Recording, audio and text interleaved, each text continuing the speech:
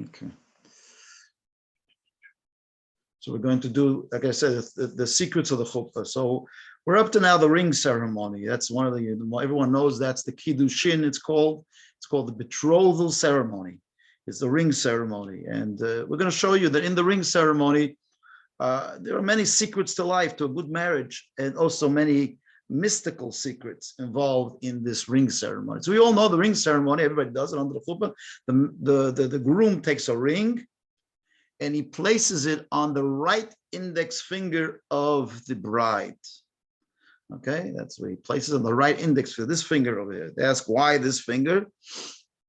Many explanations. The best one I heard is that the marriage is always about that. You know, that the marriage is about using that finger a lot. The marriage, that's why we put the ring on the finger. Always remember to be careful not to use that finger too much.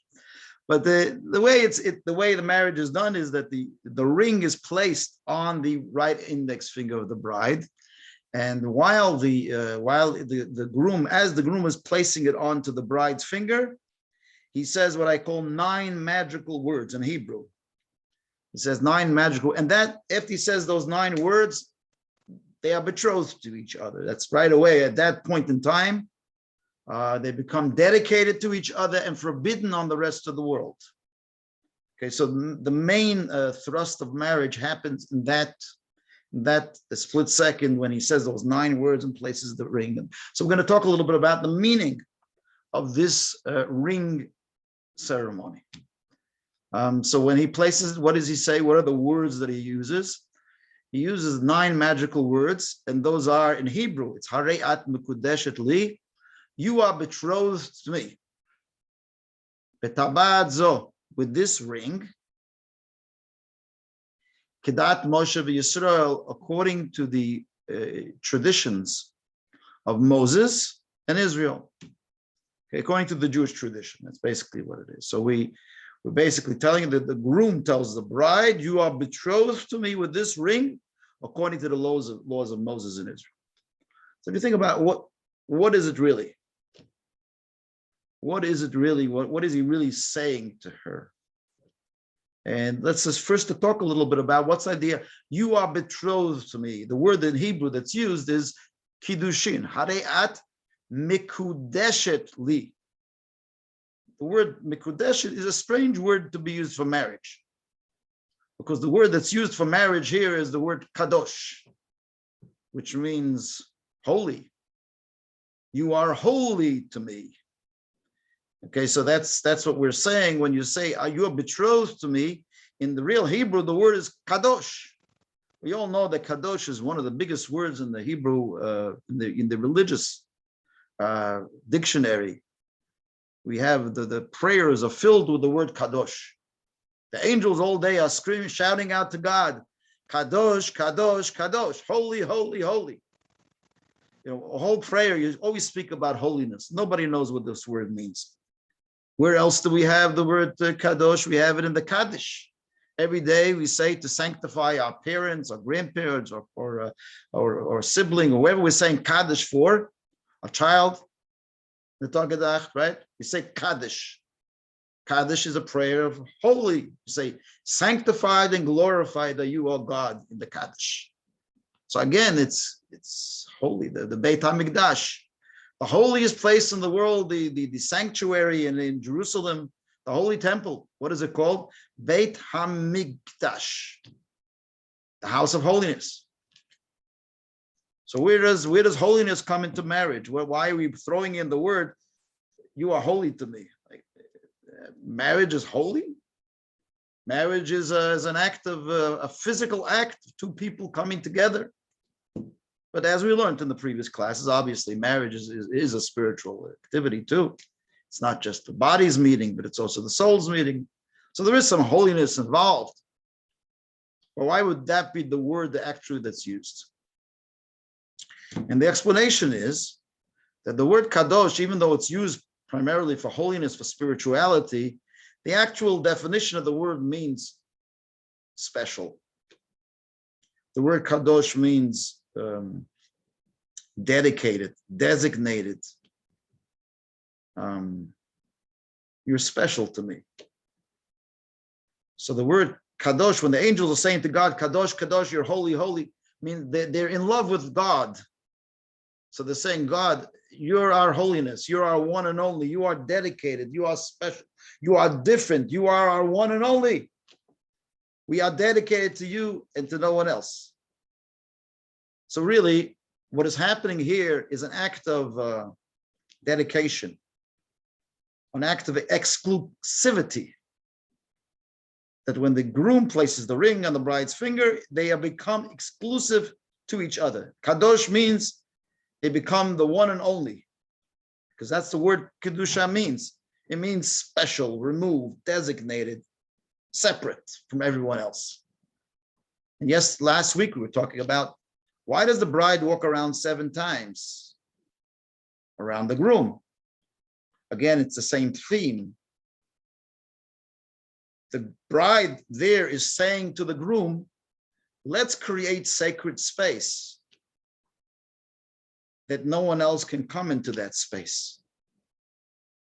It's just me and you. We're together. She goes around 7 times to create a line in the sand, so to speak. She creates a red line. From now on, we're there for each other. No one else can come into this relationship, this bond, right? She's standing on the peripheries of this. She says, if anybody, God forbid, dares come into this husband that I have in here, you don't even want to know what's going to happen. I'm creating these 7 rings of exclusivity, of specialty, that we are for each other like no one else. Until you were married, you had all the boys in the world, you had all the girls in the world. You could have married anyone. You could have been with anyone technically. But now it's just me and you together. We become one. You know, we see in the 10 Commandments, God says, I am your one God. I am the God that's taking you out of each land of bondage. And then he says, God forbid, if you turn to any other gods, oh, I am a jealous God. No idolatry. You shall have no other gods before me.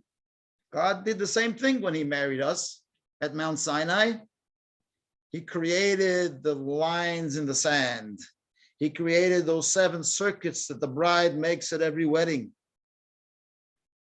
He reiterated, Taharei at mikudeshet li.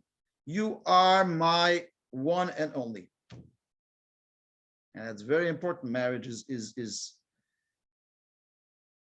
to be there for each other and not, God forbid, to commit adultery. Adultery, notice the 2 words are very similar. Adultery, idolatry.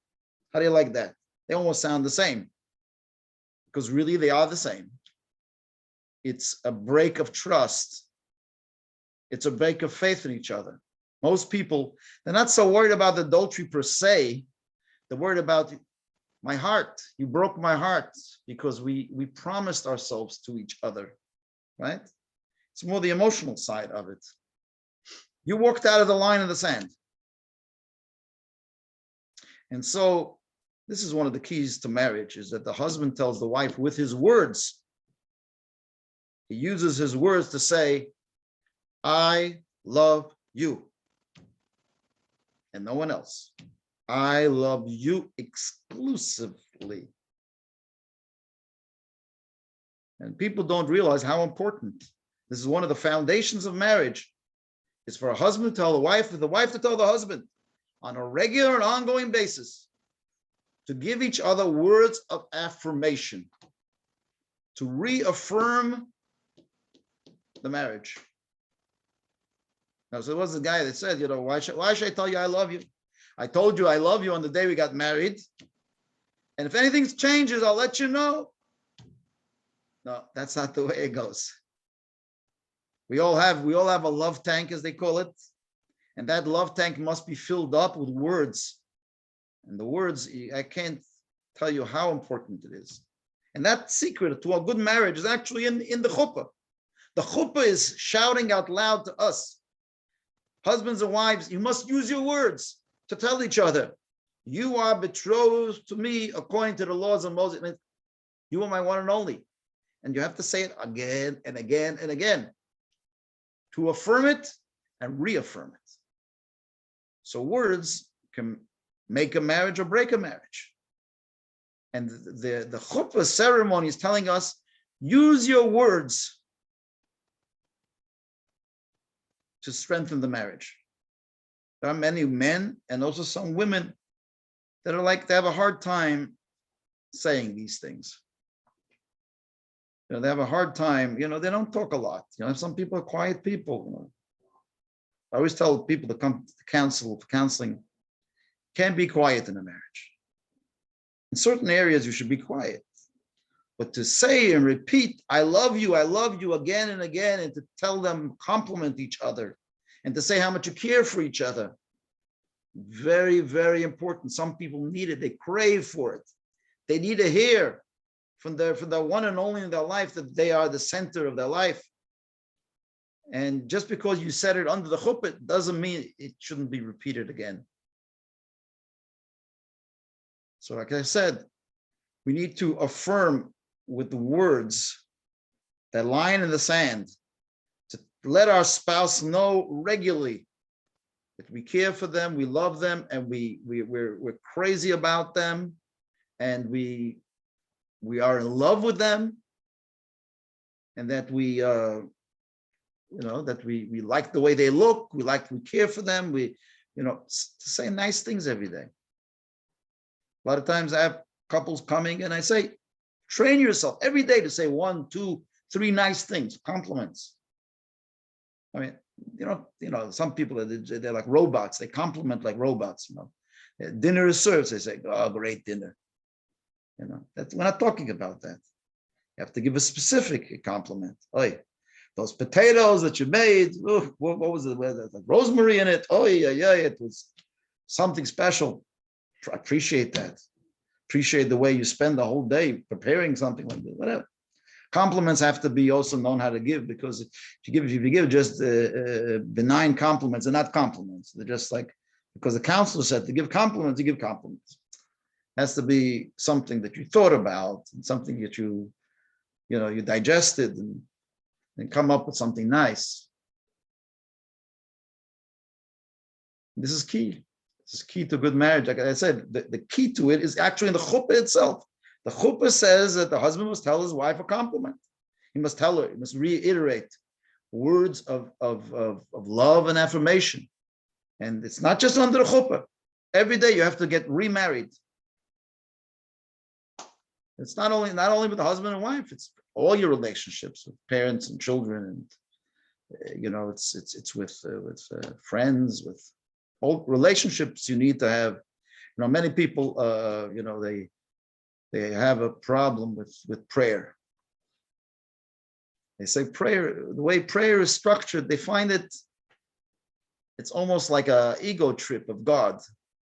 Like, what does God need all day long us to say, hallelujah, the Lord is great.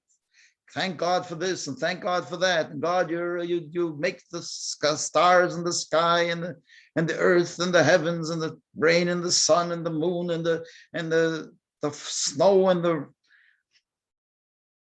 Well, God needs he's on an ego trip over here. He needs us little creatures to come every day and to say how great he is.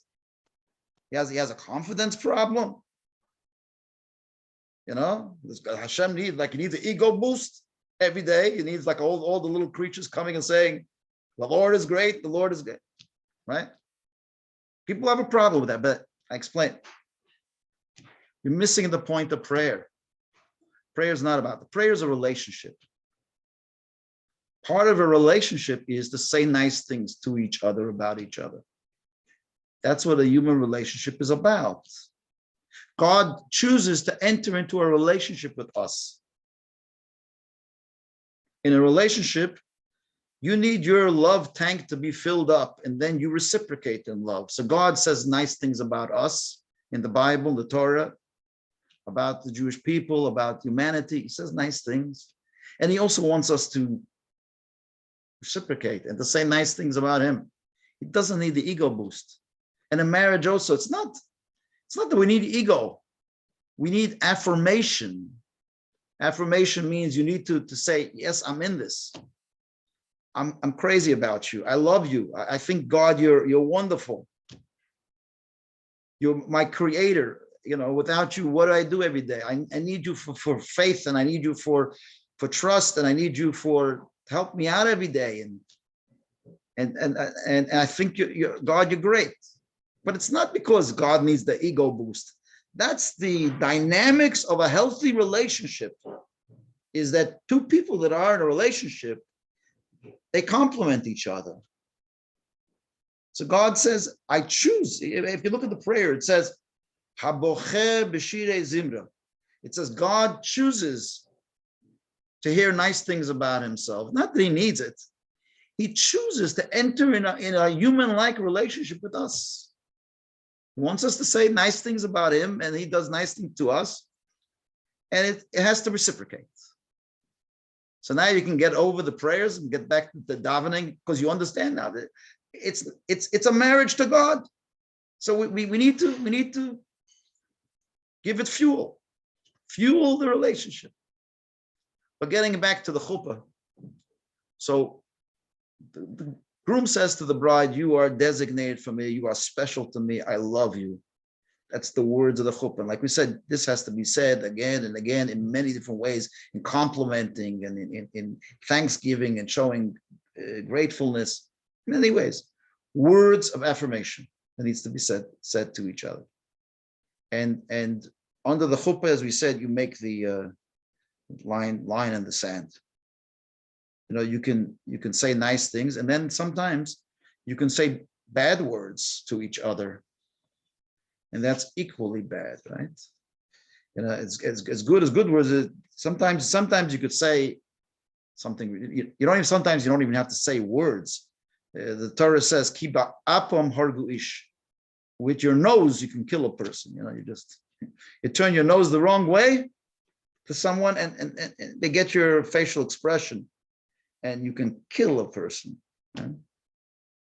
You can kill a person when you in a marriage. There's words that belong in a marriage, and then there are words that don't belong in a marriage. You need to compliment and be kind and generous, and being critical and nagging and angry, and those are things that are toxic in a marriage, right? You could even be using your words outside of the house to other people that can destroy a marriage too.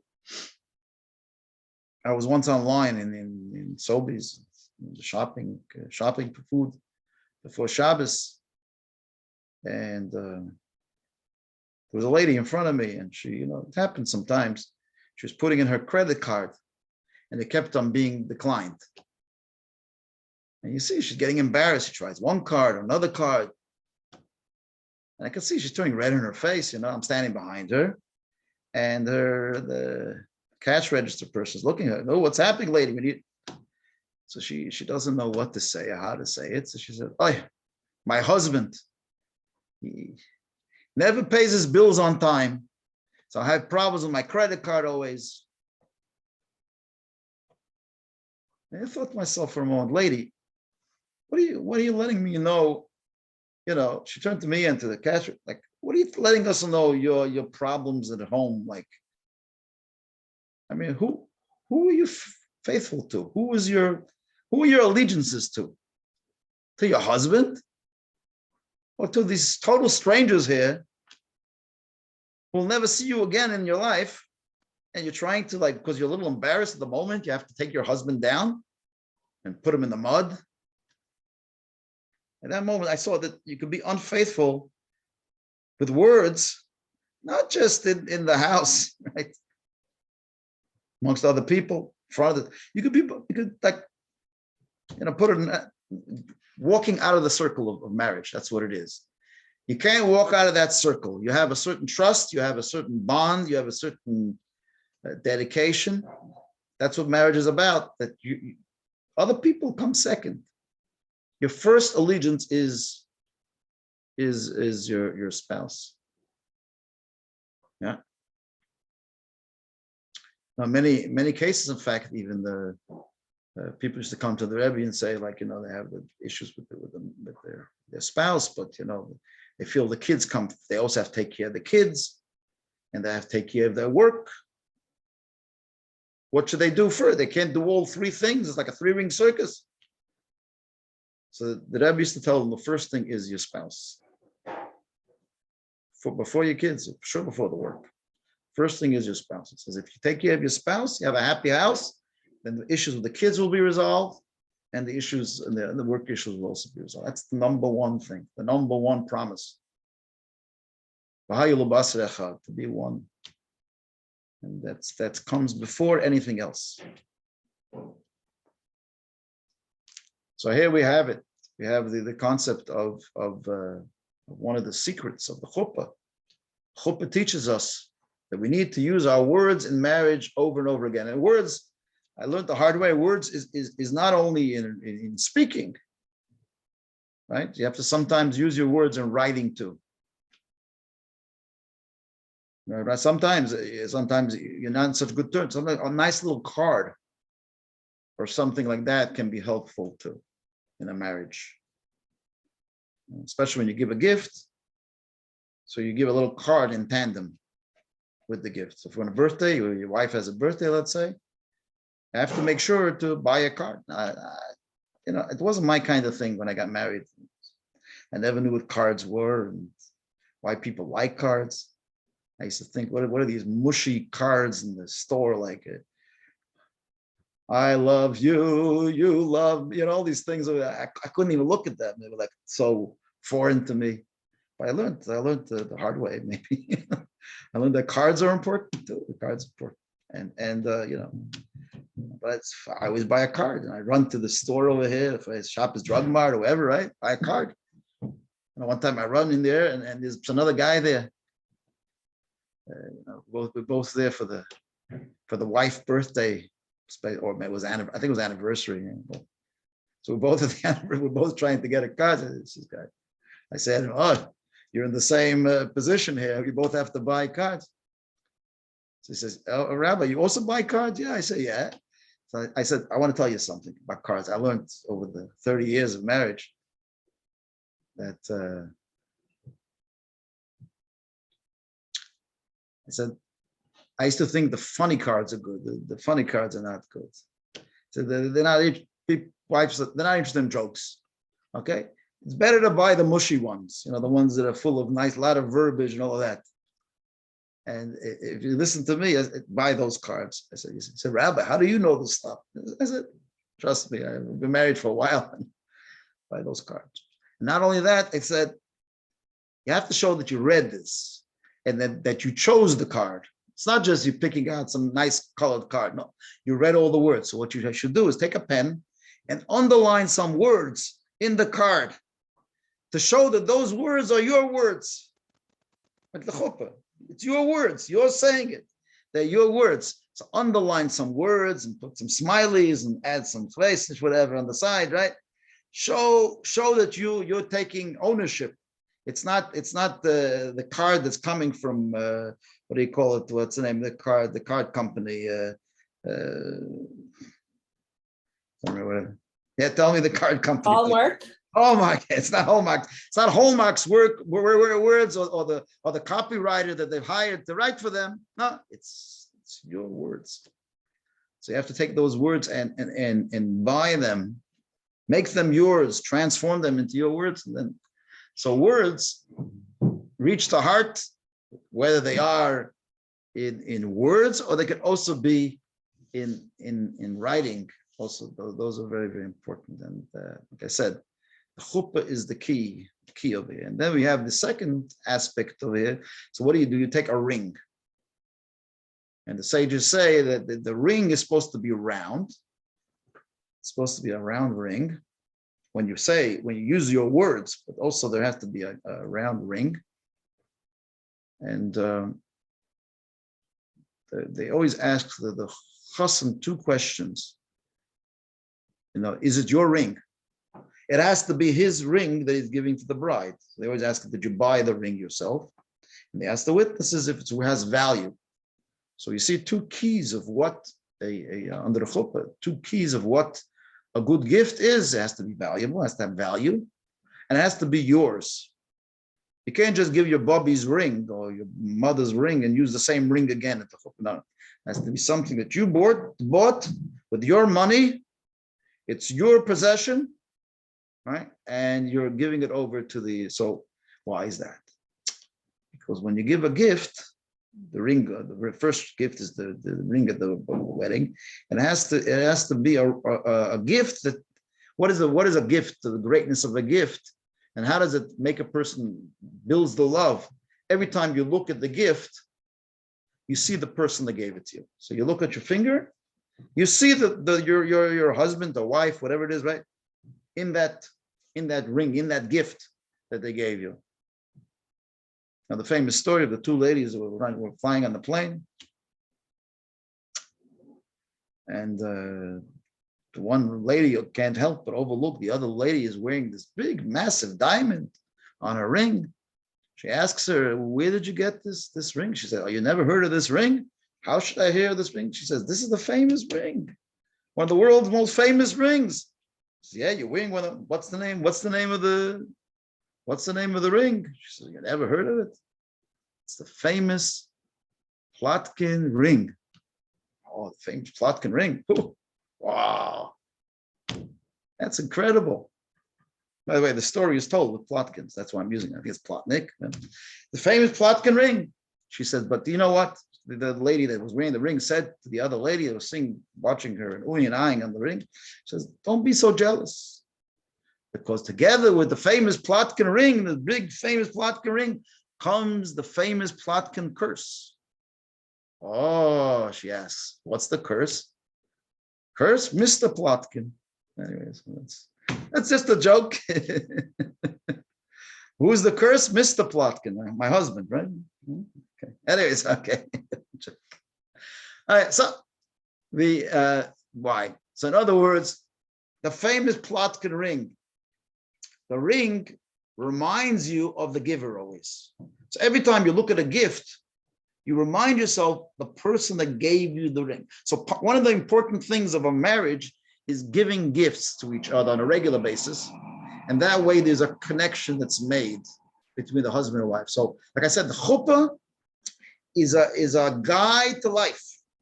2 things so far: words of affirmation and gift giving. The gift that's given under the chuppah is a reminder. Remember, if you want to make this marriage work, lots of gifts. And that's why she says like that, "You better give me a gift," right? Okay, very good. Yeah.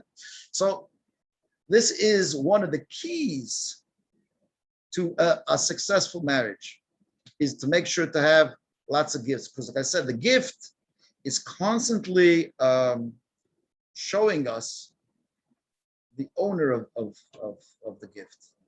Constantly you can feel the person that's giving a gift. We had a relative, a young girl that she used to get. She had a lot of gifts. So my wife went into her room, and she came in. She says, "Oh, this gift I got from this person. This gift I got from that one. This one I got from that auntie. That one I got from that cousin. This one I got from this sister, and this one I got from that brother." In her mind, all the things she had in the room were not things. They were people.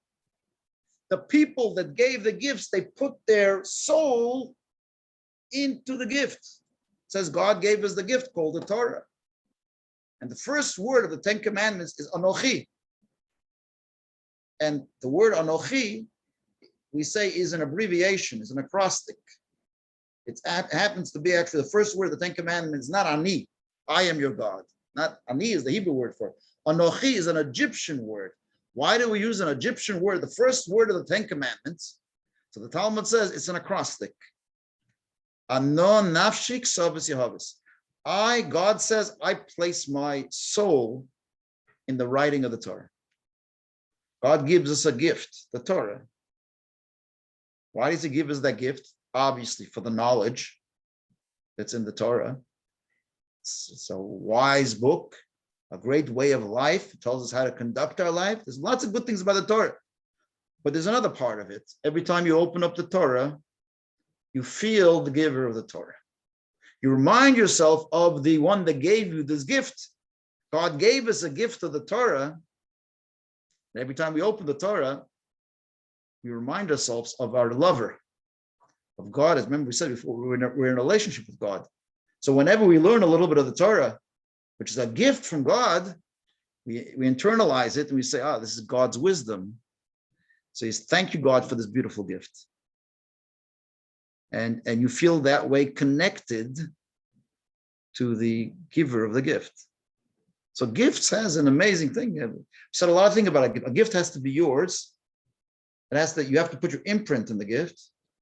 And you have to choose a gift. A gift has to be something that you choose.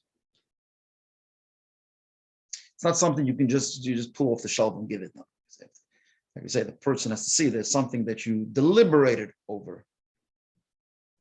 You deliberated over the gift. That's an important part of gift giving.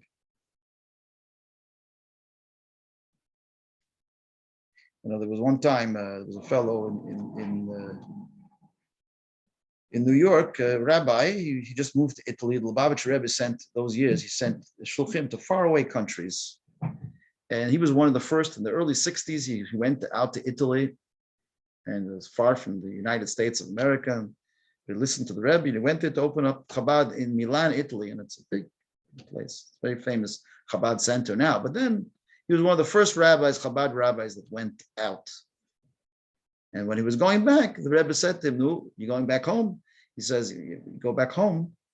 He says, "I know your wife is still in Italy. Did you buy her a gift?" So he says sheepishly, he said, "I was busy, so busy. I came here to the Rebbe to see the Rebbe, whatever, to see the community." And the Rebbe says, "You're going home without buying a gift?" He says, "No. I want you to go right now to the jewelry store and bring back a few watches, and we'll choose a watch for your wife." So the guy bought back 5-6 watches. He brought back to the Rebbe's office. It's a Lubavitcher Rebbe. Like, what's he busy with? Picking out gifts with this guy was a little bit like a holy chassid, a holy rabbi. So he thought he wouldn't. So the Rebbe is sitting there, and in his office, he sat and deliberated with him. Which one do you think is nicer? Which one like this? Pick one, this gift, maybe that one. Till the rabbi picked out a gift for his wife in front of the Rebbe. He says you have to deliberate in a gift. You don't just pick out any watch just because you have to buy a gift. And he picked out, he said, this face, that handle, this. The Rebbe was sort of giving him a lesson in gift giving, that you have to give, first of all, that you always have to bring your spouse a gift. Important, but also you should deliberate and see because the gift is the expression of yourself. And it's an expression of yourself, just like words. We said before, you have to underline. Gift also has to be with deliberation, to choose something special for your spouse.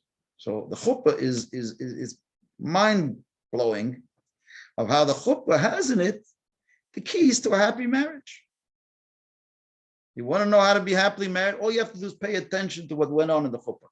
First thing is say lots of compliments, lots of I love yous in the marriage. And the second thing is buy a lot of gifts. But there's more. And I'm going to keep you all in suspense. We'll continue next week with more things to a happy marriage, more things to a happy life, more things to greater friendships and relationships with God. Stay tuned. I hope you enjoyed today's class. I tried putting in a little Kabbalah too. And we wish everyone a great Shabbos. Anyone have any questions? Any questions, by the way? Thank you. Please remind me next time I see you, I'll give you some of the Zichron cards. They're beautiful without any writing. You can keep Goldie happy. Okay. Shabbat shalom. Thank you. If you're worried about my shalom bias, anyone else? Yes, Questions? definitely. Rabbi, I would like to ask, if I may, at the time of Moses, were there really rings? Yeah, there were rings. They were a little bit primitive, but actually the ring tradition of a ring as such really evolved a little bit later. At the very beginning, they would give a little bit of gold or silver, just an item, a gift, right? That's what they would give back then. It was later on that they, I could talk a little bit more about the concept of the circular ring. We spoke a little bit last week about it, if you recall, the circle, right? But yeah, initially it seems like even from the Talmud that it was just giving something, some gold. Yeah. It evolved into the concept of ring giving. Yeah. Okay. Arlene, you wanted to ask something? Yes, I was wondering, under the chuppah, I used to think it was only the bride that goes around the groom, Correct. but today I see a whole procession of people with the bride circling. So Okay. how? First, okay, because there's always the mother-in-law of the chassan. She also goes around because, you know, when you take the bride, you're not just marrying the bride, you're marrying the mother-in-law, you're marrying sisters. There's a tradition that the bride goes around also with her. It's called the bride's entourage. It's really the bride, but it's her entourage. Yeah, in some places, just the bride goes around, and in some places, the the entourage that comes in with the bride. That means called the unterfeers. The ones that supposed to go around, but conceptually, it's still the same. I mean, they don't even do that custom times around. They just start straight from the more spiritual Kabbalistic places. They do the seven circuits. Yeah, and some do it with the Right. with your mother-in-law and anyone else that may have come. So that is new because in Montreal, it was just the bride that did it. So I've seen, it evolved over the times. So, you know, there's lots of beautiful customs, and every custom is correct in its own way. Right, that's what I think. Good Shabbos, everybody. Thank you, Rabbi. See you next week. Shabbat shalom. Thank you, Rabbi. Thank you. you, Rabbi. Nice seeing you all. Bye-bye. Bye-bye. Thank you. Shabbos, nice to see you. Shabbat shalom. Shabbos. Shabbat shalom. Shabbat shalom, everyone. Shabbos, nice to see you.